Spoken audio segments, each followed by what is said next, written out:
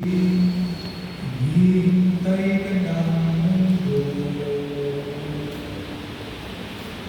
ang langit, ang hangin, dakila ang pangalan mo.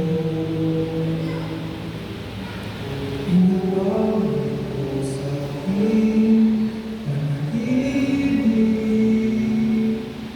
nayanig ang dahil tahimik, ngunit bakit ngayon ako'y nananapit? Di ka man sa akin galing, Tatay ang iyong tawag sa akin.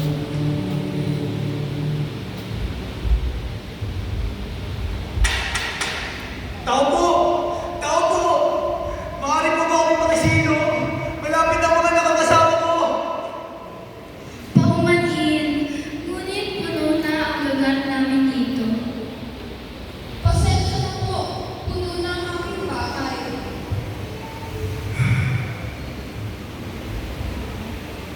Sa piling ng daligdig, parang lalaki ang sanggol, at tatawagin siyang Emmanuel, Emmanuel.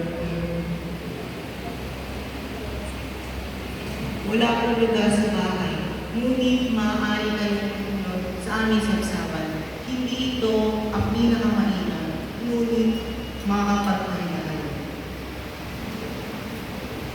Sa isang tayong nasabsaban, nang